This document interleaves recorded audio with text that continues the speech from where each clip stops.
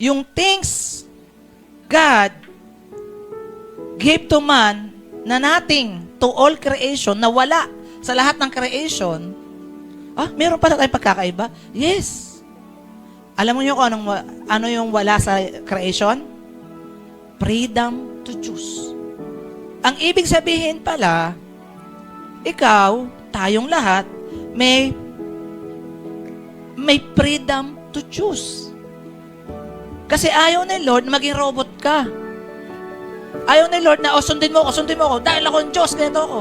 Kaya ang gusto ng Diyos, sumunod ka dahil mahal mo siya. Sumunod ka hindi dahil natatakot ka sa Kanya kasi papaluin ka niya. O disiplinahin ka niya. Ang tawag, iba doon, holy fear. Yung may takot, Lord, yung hindi ka lang makasunod kay Lord, natatakot ka na kasi alam mahal mo si Lord. Tama po ba? Kaya, kailangan makita natin dito, yung takot na may pagmamahal, takot ng anak sa isang tatay. Amen po ba?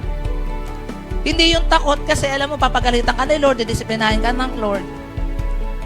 Nakita niyo po yung big picture. Freedom to choose. Buhay o kamatayan. At ang pagpapala o sumpa. Kaya piliin ninyo ang buhay. Imagine mo, si Lord nagbibigay ng direction. Sabi niya, kaya piliin ninyo ang buhay para kayo ang inyong lahi ay mabuhay ng matagal. Ini-encourage niya tayo na piliin pero hindi kanya pipilitin.